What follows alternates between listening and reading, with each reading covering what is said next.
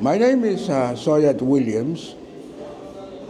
I've been involved with Rugby Union for quite a long while, since the late 70s. And I'm still a strong advocate of rugby's development in the country. But we're going to do a lot more than where we are today. This is a brief background. I was introduced to rugby league at high school at Mongop in the early 70s. And I was never introduced to Rugby Union because rugby league was the popular sport in all high schools in Papua New Guinea at the time. And don't forget, we were under colonial rule, and all the expatriates were teaching in all our high schools. And they were mainly Australians, as naturally, and at Mongop it was a Christian Brothers College. All the brothers were teaching us, and they were from Australia. Naturally, they would bring rugby jerseys from Australia so that we wear and play. So after leaving high school, naturally when you progress to senior high school at Karavat, you have also to play rugby league because it was at the senior high schools. And don't forget, at that time, there was 2 senior high schools only in the country. There was Karavat National High School and Sogari National High School. So, and that's where the grade 11 and 12 was introduced to the country, slowly introduced to the country. So I played rugby there, but when I came to the universities, that's where the landscape changed, the rugby landscape changed. So in the first year, in 1977, I met a few guys, like Chris Sirosi, Wolu Kapani, they are rugby league legends. But I was introduced to rugby because I had a rugby league background. However, when you come to the universities, all the boys are playing rugby. So all my friends telling you are playing the wrong code, son. You better join the boys. So you fill out a place at university. So naturally, I had to join them with Rugby Union. That's the way I was introduced to rugby. And as usual with the piggies, it was a force. It was a force, and the environment was good for rugby. A lot of people, a lot of academics were involved. The teaching staff was supportive of rugby, so rugby was more like the bedrock of university institutions. So that's why I was introduced to rugby, and that's where I sort of got entangled with it, if I put it that way, for a lifetime.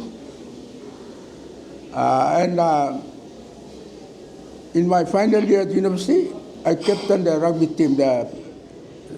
I played in the first 15, but I was also the captain of the rugby C grade there. And then from there on, I supported rugby with the university and helped them along, coached them a little bit, and got into the national scene. Okay. And as a former PNG Pokux player and past president of the PNG Rugby Football Union, how did you first get involved in Rugby Union? And what motivated you to pursue leadership roles within the sport? Okay.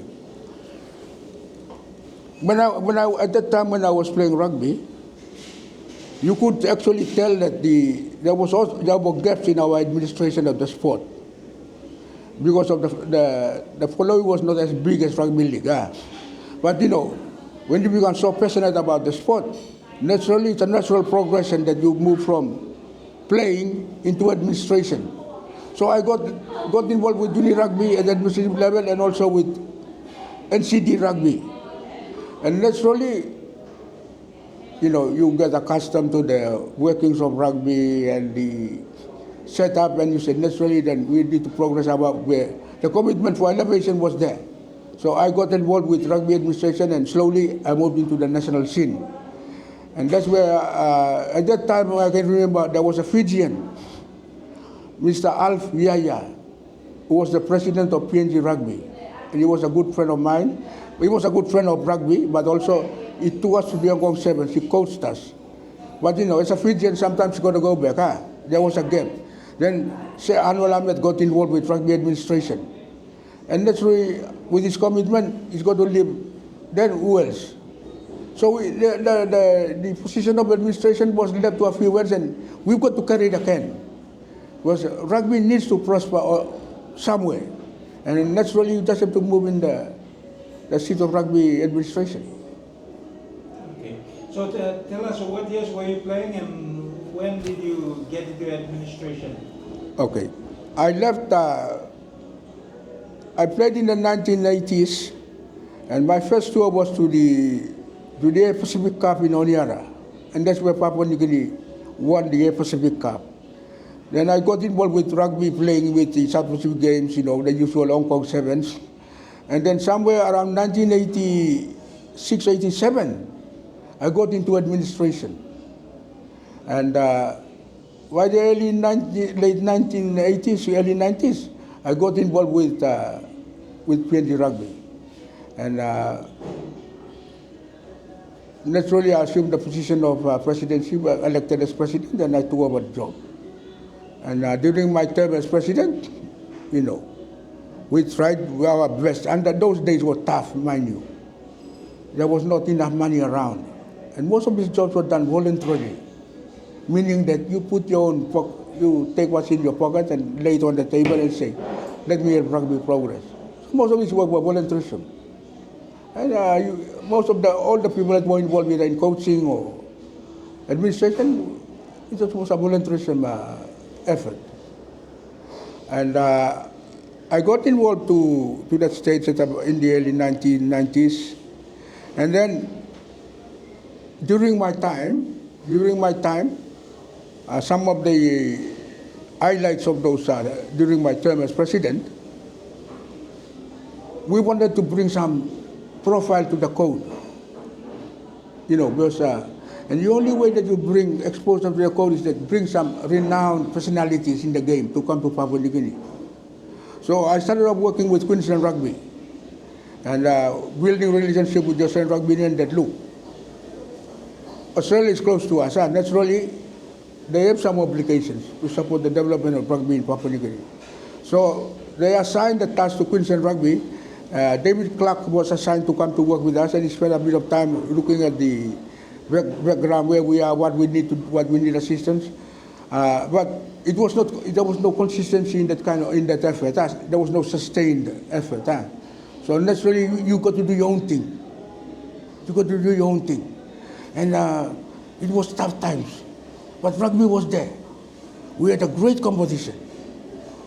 The people were just so passionate about the game that there was a very good organization, both at the provincial level and at the national level. I think you should give credit to those guys, those who were working at the clubs at that time. They had commitment to rugby, and they were there for you in terms of organization.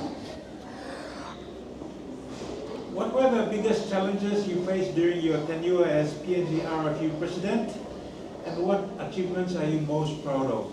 Okay, I think the greatest the challenges for rugby or any sport at that time was resources,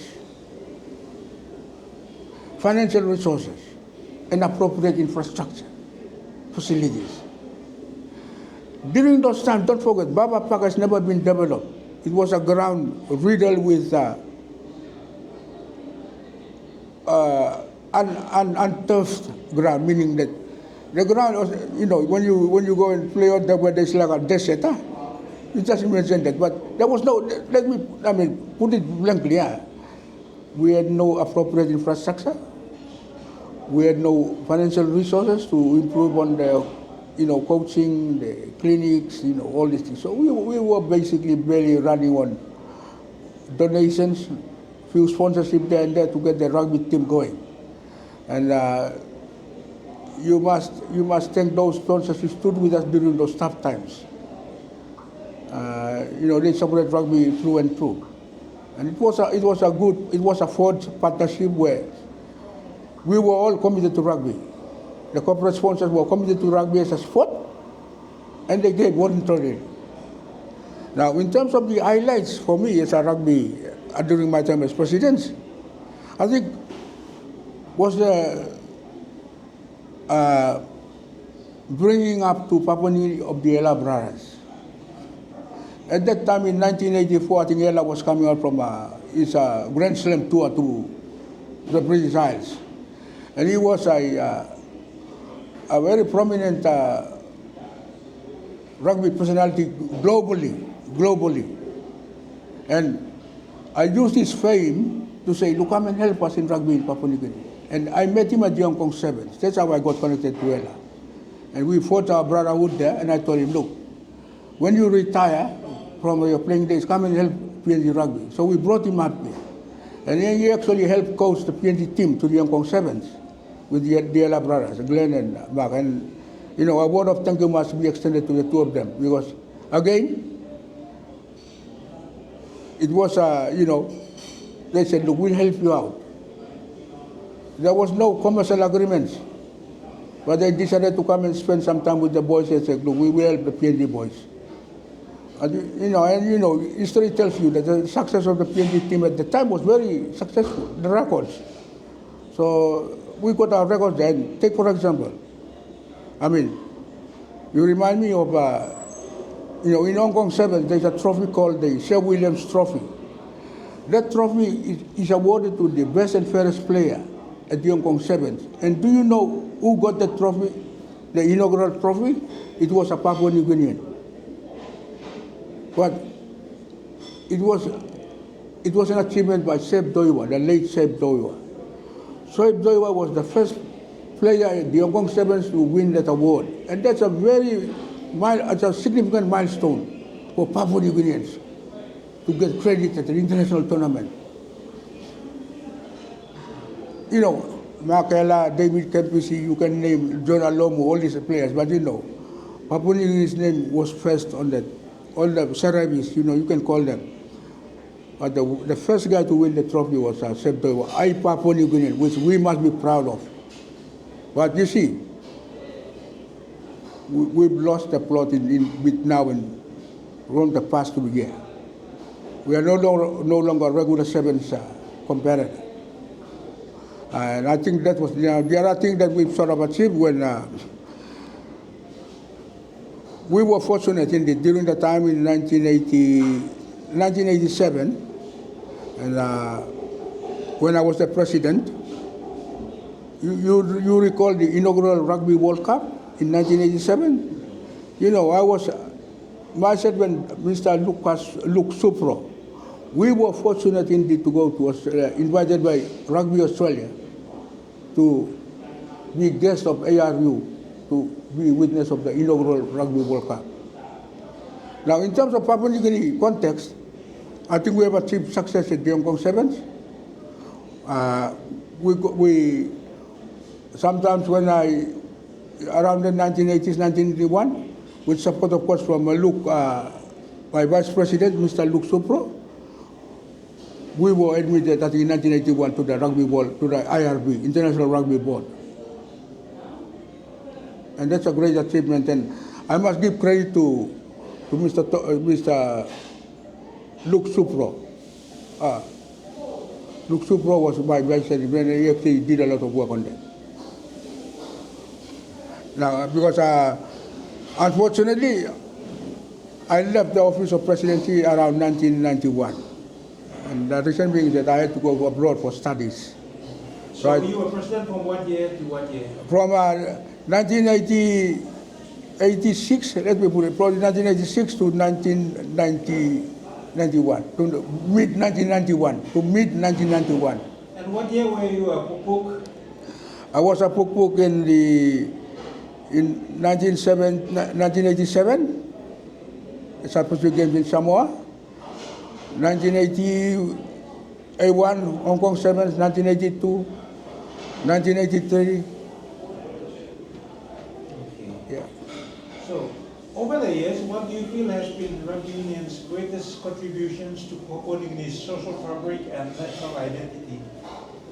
I think rugby has been part of our DNA in the country, although not in a scale of rugby league, not in the scale. But the point is that it's always there. It has been there. Unfortunately, we just lost the plot in terms of keeping the momentum, where we continue to grow it and become popular too. But don't forget, the people in Papua New Guinea love rugby. It's a great following, there's a great corporate support. But it's got something to do that, are we doing the right thing in terms of rugby administration, technical side of rugby? Are we keeping the pace with the developments in terms of its upbringing? So that's a challenge for rugby administrators today. But rugby has contributed to national development in a sense where we were known as the Hong Kong Sevens. We had a profile. Papua New Guinea, you go to the Hong Kong Sevens, they'll tell you, we know Papua New Guinea team. We made a mark for the country. And don't forget, the Hong Kong Sevens is a global tournament. From all corners of the world, they know Papua New Guinea. And if you look at the success of Fiji, you see, Fiji didn't become popular, was not a popular destination, let me put it that way. But it was a rugby sevens team that created the profile for Fiji to become so popular in the world, and then it led on to drew us. It became a tourist destination in a big, big way. It was the rugby sevens where there was the marketing agent, was the marketing tool for them to become so popular. And now when you go to the world, Fiji is known all over the world. You watch rugby sevens. There's a crowd following the Fiji sevens team all over the globe. No matter you're in Canada, you're in South Africa, you are in LA, or you are in, you name where the sevens team. The rugby sevens team is the team. And you know how so committed they are. You know, in Fiji, if the Fiji sevens team doesn't perform, it has got a political dimension to it. The government gets it bent to answer the question, why is the Fiji team not playing? And for me, I want to create some passion about the game at a higher level of government where, look, we could spend some time, invest some time on rugby because the beauty about sevens is easy to organize. It's easy to fund. You're only talking about 12 people all the time on tour. Put some hard money, millions, invest on the sevens product. Because you need something to invest before you create the support. You need a winning, what do they call it? You need a winning team. The support will come naturally. And winners are good winners, meaning what? The winners, you take all the credit. Whether you're in rugby league or you're in 1/4, whatever you create the winning circle, you are in for the support. We will give it to you naturally because you're creating a profile for our country. Right. Mr. Williams, what are the main obstacles currently facing Rugby Union in PNG, especially in terms of governance, funding, and player development? Okay. You know, my good friend, we are in a dire strait. Total chaos. And in fact, I'm not proud to sit down and talk to you about it because we've invested a lot of time to get where we were up to now. And then finding us at this stage in a total chaotic situation, is unspeakable. It's not something to be proud of. Now, naturally, we should have thought that we should be better from the past, because we must see some improvement since my time. But you know, we have regressed. Now, the issue here to me is, you know, the lack of administration, the lack of leadership at governance level in terms of securing the right people to lead the organization. That's a dilemma we are confronted. Today, as I speak to you, rugby is at the crossroads, meaning that, firstly, we've been barred by the Oceania Rugby. We have been barred by Papua New Guinea Olympic Committee. Now, where else do we go? You tell me. Now, the current rugby administrators, my best suggestion for them is that, look, if you are not doing the right thing for rugby, give way to some people who can do a better job than you. And this thing requires volunteerism, that if you're not doing the job, why stay on the job? And if you're holding it for the wrong reasons, that's where we are today. In fact, rugby at the moment, I'm not sure where we are today. There's no news, there's no updates from the current rugby administrators in telling us, is rugby going to be members of Oceania Rugby again? Or are we going to be members of PNG Olympic Committee or what? I don't know. But what is at stake here is the future of the rugby player generation. What is at stake here? All these guys who want to play every weekend rugby, what's the future for them? You tell me. Is there a destiny for them in terms of rugby progression? What's the dream of these young people trying to become members of playing for the Pukuks? And I think the current administration has failed the rugby fraternities so bad that to me is unacceptable. Our Prime Minister, coming back from the launch of Rugby League, made a statement. Where is Rugby Union? We've invested about 10 million kina. I've never seen that money in my lifetime when I was a rugby administrator. But when you got 10 million, invested at the right place in the sport. Now what has happened? You guys tell me, what has happened to that money? And someone in the rugby administration must explain to the public, what have we done with that money? And that's a challenge for current administration. Be accountable. You've got to be transparent about managing public resources. You cannot continue to get the money and then it's not audited. And that's not good enough for those in position of trust.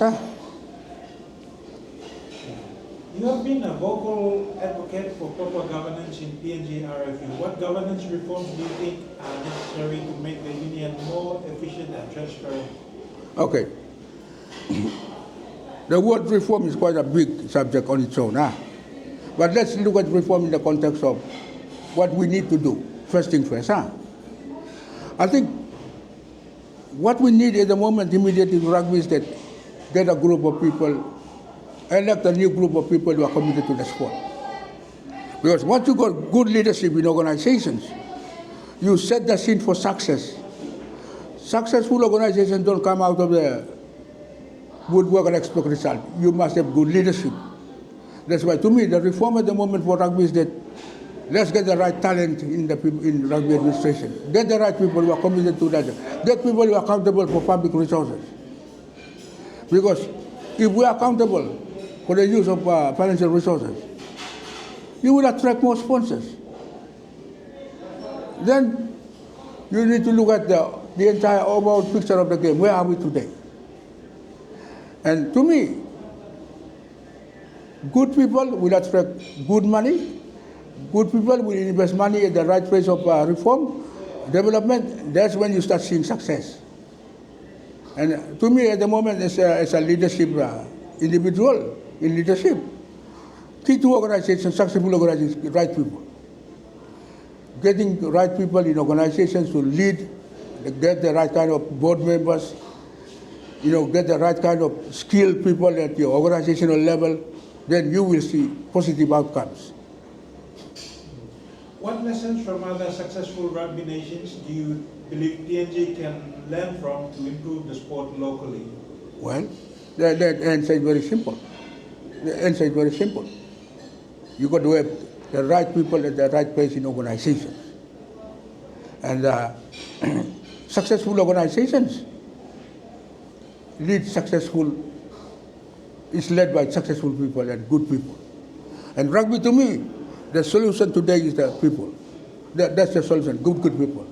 Then they naturally reorganize, restructure, focus on the real situation, the practical situations, target your areas of coaching, technical development, managing the resources. I mean, other sports have this. You look at cricket history, cricket in Papua New Guinea. cricket is a classical example of good people and getting expertise from outside to come in and work in Papua New Guinea, particularly in the technical area. And also get support from Australia. Look at Australia. I mean, Australia had a bit of difficulty because they had a problem with the board, etc. But the central issue here is that having the right people at the right place in the organization. That to me is central to success of rugby in Papua New Guinea. How do you see the role of Rugby Union in promoting unity and peace, particularly in communities where sports can provide an alternative to violence and conflict? Rugby, sometimes there's a saying in rugby, rugby is a gentleman's sport played by hooligans. It's a sport played by gentlemen, but played by hooligans. So you know the nature of rugby in inculcating behavioral issues with young people. It molds young people to be good citizens. So rugby has a role in terms of enhancing communities where we have respect for women. It shapes young people to be respectful. It shapes people to be community builders. And rugby has a role to play in our community like any other sport. And to me, rugby is not a violent sport. It's a gentleman's sport. And rugby itself is a sport of, it has a good following. And characters of individuals are deeply embedded in rugby as a sport, that you know. And it's a question of us now saying, how do we take advantage of that goodness of young people playing rugby to be extended to other communities and participate at the community level where they can say, look, we support rugby, we honor rugby through good behaviors, you know, we are following, you know, young people. And today, if you think about it in rugby today, my observation has been that there's a lot of young people playing rugby who are going through the school systems. They are not walking on the street. What these boys are at high school or at the Papua New School, they are playing Rugby Union now at the moment. And these are the future generation of our leaders. They are on the rugby field today. Okay. Mr. Williams, what is your vision for Rugby Union in PNG over the next 10 to 20 years? Are there specific milestones you hope to see achieved? You know, that's a long shot for me as an individual. I mean, I'm on my retiring age now. You talk about the 50 years ahead, say some years, 20, 35, 50 years ahead. I mean, the sport is always there. The sport will always be there after you and I are gone. But we can foresee a growth pattern to rugby's development, where we can escalate the 15 games. We can escalate the development of sevens to become more popular, played around the world, But I think in terms of development for the future, securing the future, I think we need to focus on the current administrative setup. How do we improve on administration? How do we reshape our leadership to become more responsible, be accountable, be disciplined? Because this is your bottom line. This is your basic bottom line. If we don't have all those ingredients in terms of what we need to do next, and then we're just necessarily going to fail. So to me, the future of rugby is always there. But you need a lot of work. You need a lot of work because where we are today, we're already regressing. We've got a long way to catch up now.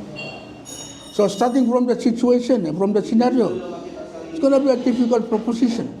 But somebody's got to spend time now to recover the losses from where we are today. And recovering the losses is not a simple thing. Because you're not coming from a positive side. You're coming from the grave and you're trying to dig yourself up from the grave to become on the surface and then you go beyond that. So it's not going to be easy. So the challenge for leadership at the moment is to recover. What changes have you observed in PNG sports landscapes over the decades?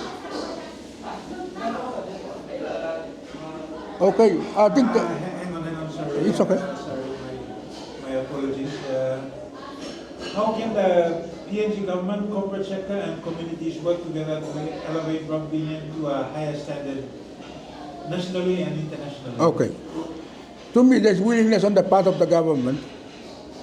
There's willingness on the part of the government. The corporate sector is always there for you. To me, rugby is not an issue. Sponsorship and government support is not an issue. The challenge for rugby is the administrators today. But we're not demonstrating accountability. We're not keeping the books up to date. We're not even telling the public where rugby is. So we're kept in the dark. So who's interested with someone that is non-existent? You tell me. So in terms of government support and sponsorship and corporate sponsorship, it's always there. What rugby needs is to reboot itself out from where we are and get our act together, rebuild the administration, and get the governance in place. Then when you do that, and when you are transparent about your work, government will say, how much money do you want? The sponsors will say, we're willing to sponsor. So to me, we are on the downside at this point in time. We are very on the downside. And government will invest on you when you're on the downside because you are not responsible. So the challenge for rugby administrators is to get our act together. And for me, there's no point retaining the current board, with due respect.